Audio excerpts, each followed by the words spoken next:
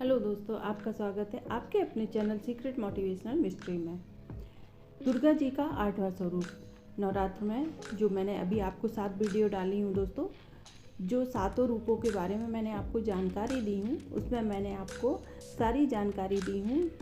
जो दुर्गा जी के रूप हैं उनके बारे में, जो उनका पूरा वर्णन बताई हूँ, और जो जिस मंत्र से उनकी पूजा करना चाहिए वो भी मैंने आपको बताई हूँ।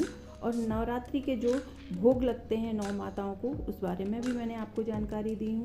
उनके भोग, पूजा विधि, और जो पुष्प चढ़ाना चाहिए, किस रंग का वस्त्र पहन के पूजा करनी चाहिए, और माँ का उस दिन का कलर कौन सा होता है, रंग कौन सा होता है। तो दोस्तों, ये है माँ का 8वां स्वरूप नवरात्रि के 8वें दिन का।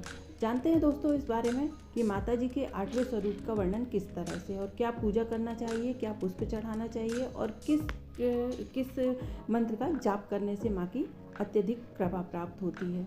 नवरात्रि के 8वें दिन दुर्गा जी के 8वें स्वरूप और महागौरी की पूजा अर्चना की जाती है। जैसा कि माँ के नाम से स्पष्ट है, माँ का वर्ण पूर्ण रूप से गौर अर्थात सफ़ेद है। माँ के वस्त्र भी सफ़ेद रंग के हैं और सभी आभूषण भी श्वेत हैं। माँ का वाहन वृषभ है यानी कि बैल है, और माँ के 4 हाथ हैं। माँ का ऊपर वाला दाहिना हाथ अभय मुद्रा में है और नीचे वाले हाथ में त्रिशूल है। बाईं ओर के ऊपर वाले हाथ में डमरू है और नीचे वाले हाथ में वर मुद्रा है। ऐसा वर्णन मिलता है कि भगवान शिव को पति के रूप में पाने के लिए माँ हजारों सालों तक कठिन तपस्या की थी, जिस कारण इनका रंग काला पड़ गया था। और लेकिन बाद में भगवान भोलेनाथ ने माँ को गंगा जल में स्नान करने का बोला, तो उन्होंने जब गंगा जल में स्नान किया तो उनका वर्ण फिर से गौर हो गया था। इनकी अर्चना, पूजा और स्तवन जो मंत्र है, वो मंत्र मैं आपको दोस्तों डिस्क्रिप्शन बॉक्स में दे दूँगी। आप उससे आसानी से पढ़ सकते हैं, क्योंकि बताने से आपको समझ में नहीं आएगा, इस कारण मैं आपको उसको डिस्क्रिप्शन बॉक्स में दे दूँगी। आप आसानी से पढ़ के माँ की पूजा कर सकते हैं।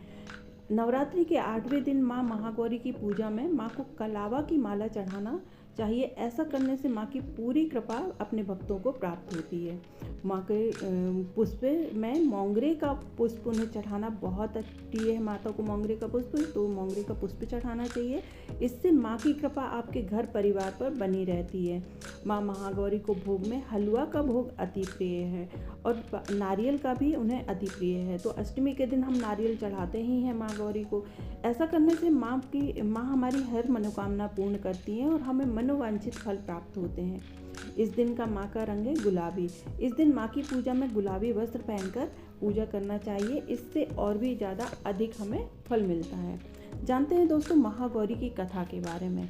देवी भागवत पुराण के अनुसार देवी पार्वती अपनी तपस्या के दौरान केवल कंदमूल फल और फलों का आहार करती थी। बाद में माता केवल वायु पीकर ही तप करना प्रारंभ कर दिया। तपस्या से माता पार्वती को महान गौरव प्राप्त हुआ और इससे उनका नाम महागौरी पड़ा। माता की तपस्या से प्रसन्न होकर भगवान शिव ने उनको गंगा में स्नान करने के लिए कहा। जिस समय माता पार्वती गंगा में स्नान करने के लिए गईं, तब देवी का एक स्वरूप श्याम वर्ण के साथ प्रकट हुआ, जो कि कौशिकी माता के नाम से जाना जाता है, और एक स्वरूप उज्ज्वल चंद्र के समान प्रकट हुआ, जो कि महागौरी माता के नाम से जाना जाता है।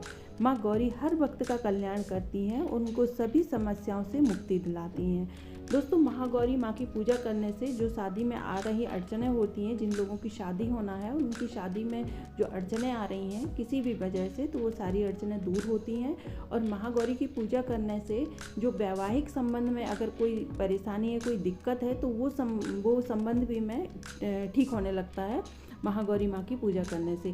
तो जिन भी लोगों को इस तरह की कोई भी परेशानी है, तो उन लोगों को महागौरी माँ की पूजा जरूर करना चाहिए।